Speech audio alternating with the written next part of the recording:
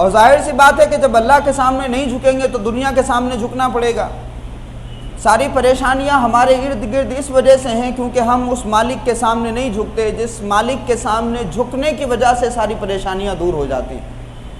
یاد رکھیے کہ جو اللہ سے نہیں مانگتا پھر وہ ہر کسی سے مانگتا ہے،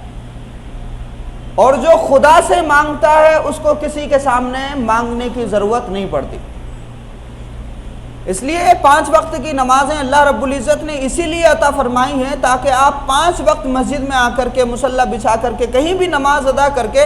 اپنے رب سے تعلق مضبوط رکھیں۔ جب آپ کسی سے دوستی کرتے ہیں اور وہ آدمی بھی کوئی لیاقت والا ہو، کوئی صلاحیت والا ہو یا کوئی عہدے والا ہو، تو آپ اس رشتے کو تازہ رکھنے کے لیے کبھی مٹھائی پہنچاتے ہیں، کبھی اس کو وش کرتے ہیں، اس کے برتھ ڈے کا انتظار کرتے ہیں، موقع سے آپ تلاش کرتے ہیں کہ کوئی موقع ایسا مل جائے تاکہ اس کو یاد کیا جائے اور اس کو اس بات کا احساس ہو کہ آپ اس کا خیال رکھتے ہیں۔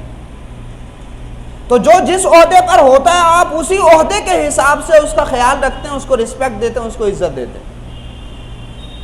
کیونکہ آپ کے فائدے اس سے جڑے ہوئے ہیں۔ آپ کو لگتا ہے کہ اس سے ہمیں فائدہ ہو سکتا ہے تو آپ اس رشتے کو تازہ رکھنے کے لیے کبھی مٹھائی کا چھڑکاؤ دیتے ہیں، کبھی اس کو وش کرتے ہیں، کبھی اس کی دعوت کرتے ہیں، کبھی اس کے کوئی کام آ جاتے ہیں، کبھی اس کی مشکل آسان کر دیتے ہیں۔ کیوں؟ کیونکہ اس سے آپ کے بہت سارے کام آسان ہونے ہیں، اس سے کوئی نہ کوئی لالچ ضرور جڑا ہوا ہے۔ بھائی یہ تو بندہ ہے، یہ تو اللہ کی مخلوق ہے، لیکن وہ خالق جس نے یہ پورا وجود دے دیا اور پھر بھی احسان نہیں فرمایا،